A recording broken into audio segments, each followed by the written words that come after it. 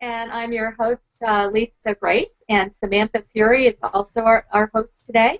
And thanks for joining our show. Today we're going to be talking about websites and how important it is for an author to have a good website and what makes a good website, how to get a domain name, the different options you have for your website, including blogging, and if you don't want to blog, how to still build good traffic without blogging.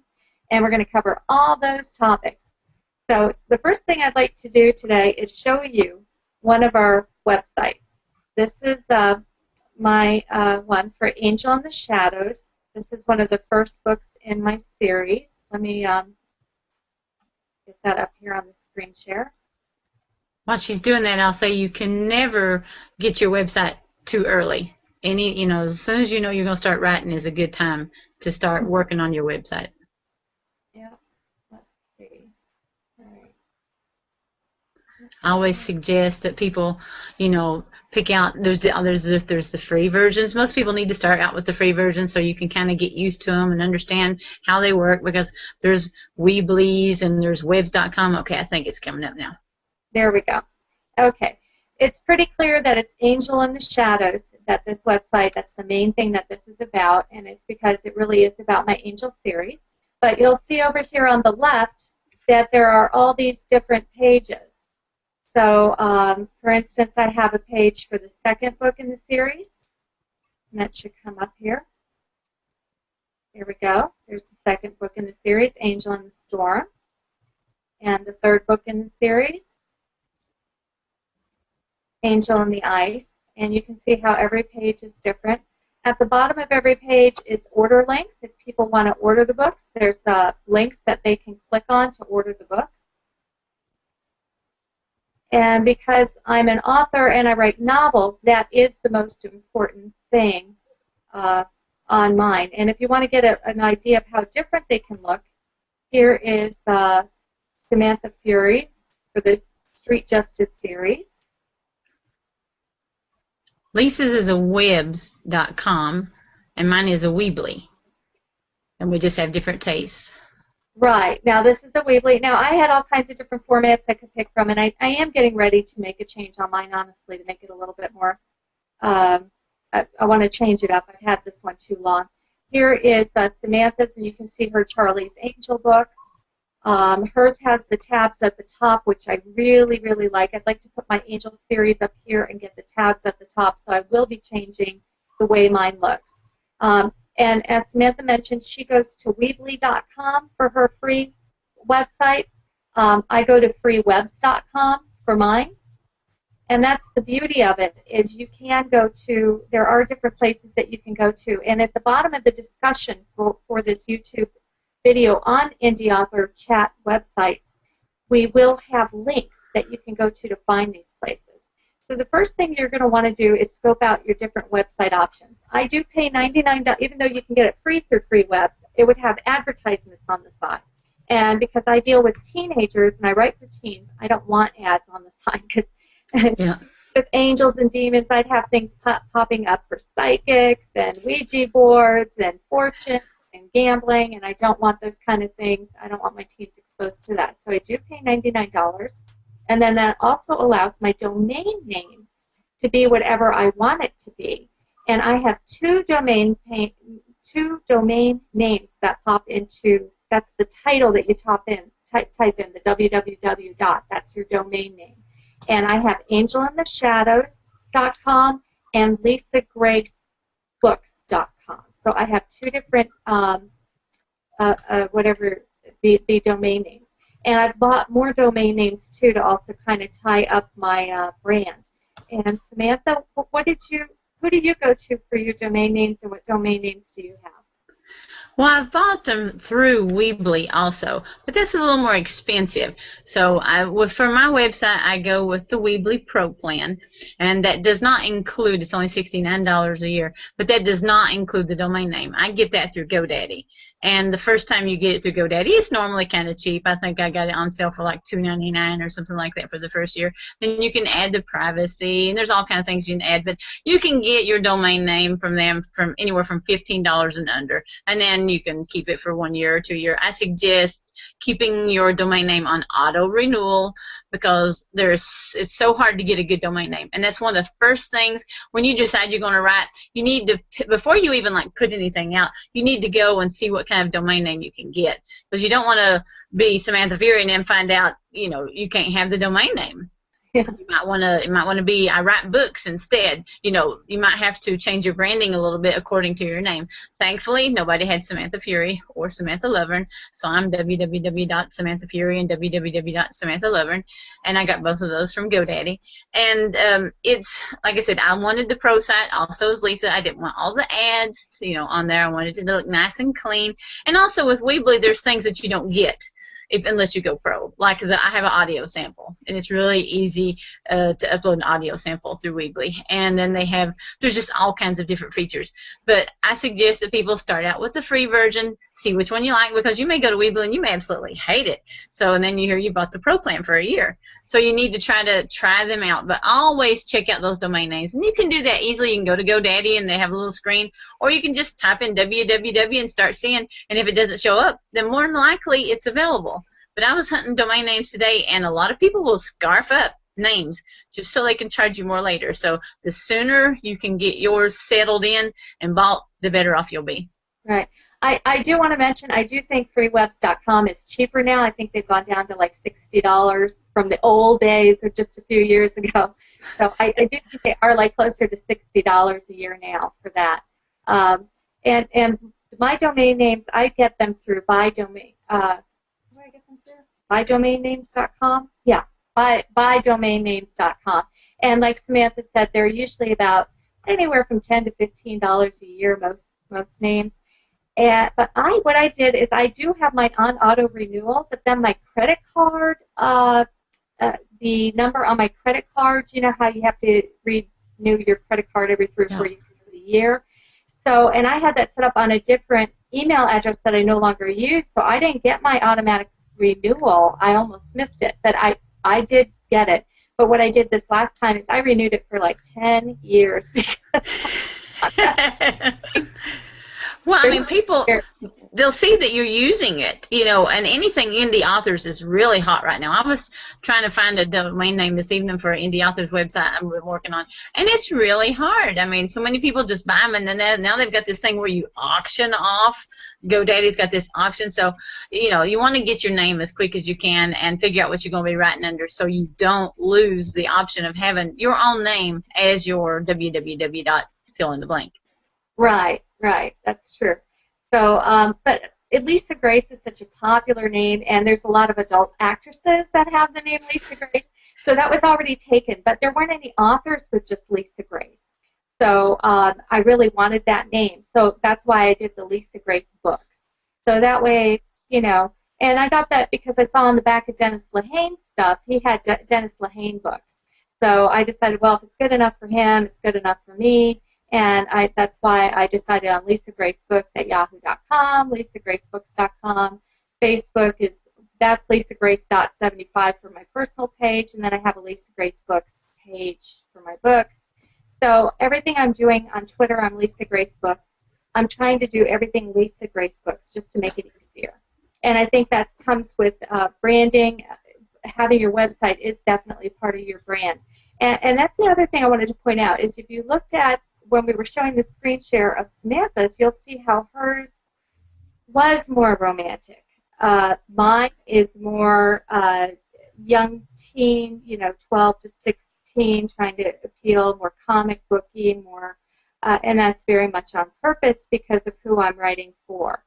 So you do want to appeal to who you think your readers are going to be and what your readers like. And I did get a lot of teen feedback before I picked my themes. I worked at a ballet studio at the time, so I had access to lots of young teens. And Well, I'll, it's like with the Weebly website. One reason I went with them is because you can have a different border for every page. I've not really got into detail with it because, mostly I think the authors edit. I think they do more editing than we do anything.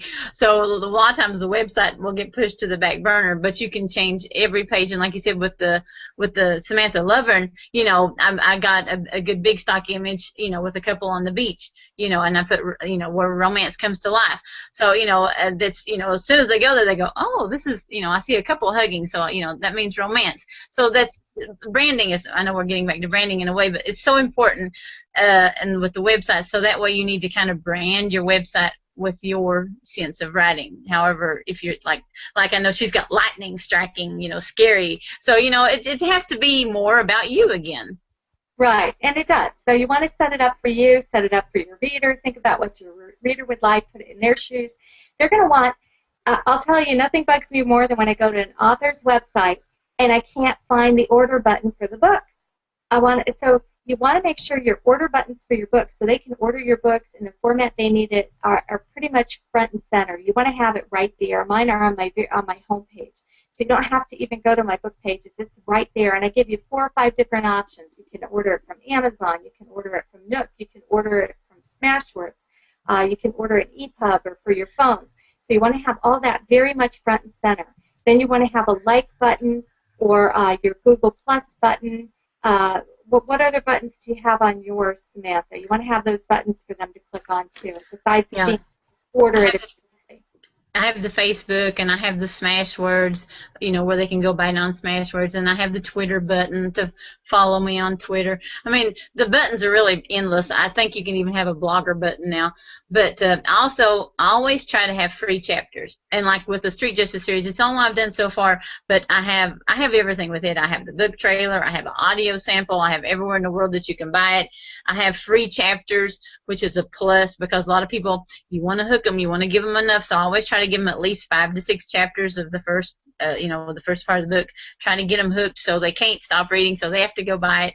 But there's this, to me, I like the websites better than I do like going with Blogger as your website. Bloggers are good as far as I'm concerned for blogging. But for a website, there's just so much more you can do with a webs.com or a Weebly. And I'm sure there's others out there too, but those are just the 2 top ones. I mean, you can practically do anything. You can embed HTML. I mean, there's just so much. It's just practically endless, your opportunities. Like Samantha said, we want to spend a minute on this. There is a difference between a website and a blog. And a blog is where you're talking and you're updating it all day, and that can definitely be one of the pages on your website. You can also have a store on your website. But a lot of authors believe in blogging. I personally, because I'm busy writing novels, and I'm a mom, and I'm a wife, and I'm a volunteer, and I love to go out boating and be in nature, and I rehab animals. I'm a very busy person, and I don't want to. But my life, frankly, is. I don't want to say it's boring, but I can certainly see how it's not going to be interesting to my readers. So I don't really have anything I want to blog about because I can't tell you what I'm writing in my books because I want you to get the books. And I do offer my first ebook free, Angel in the Shadows. You can get free as an ebook from anywhere. So any of the major e-stores will have it. But then again, I don't want to be blogging every day. I don't want to be trying to think of interesting topics. But what I do is instead of running a blog, and 2 of your most popular blog places are Blogger, which when you see blogspot.com, that's a blogger, and then WordPress. Those are probably your 2 most popular free blog programs. And what I do instead is I guest blog. I do my Eye on the Paranormal, and I do that twice a month. And this week I did it on house blessings and how to get demonic entities out of your house, and what the Bible says about that, because I always write everything from a Holy Scriptural point of view.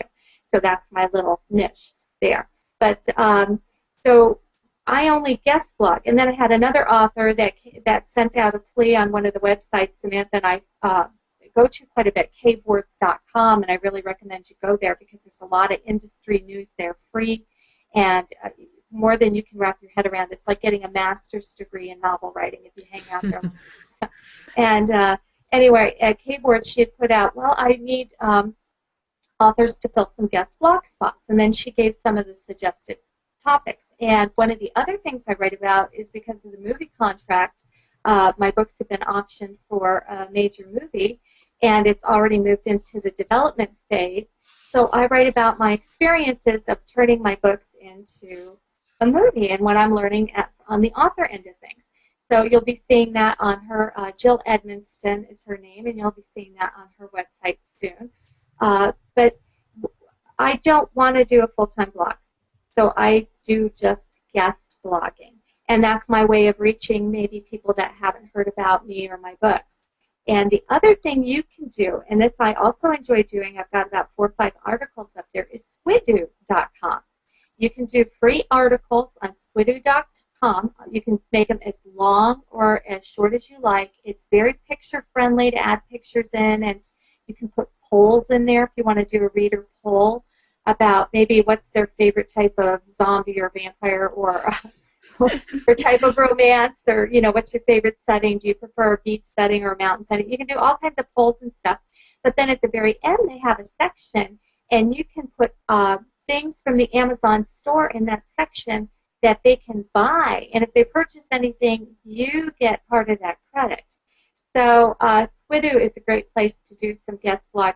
And then don't forget to promote those things on your Twitter page, on Facebook. Free article about house blessings, article about, and you can just promote those, and it gives you a way to promote things, because it takes me a while to write a novel. I'm not the fastest novelist around. I'm not the slowest, for sure. Get out 3 or 4 a year, but I'm not the fastest. So these articles give me a way to give something else to promote besides just my books. So it's like with me, I don't, I'm not like a daily blogger. I know some people do. They blog every day.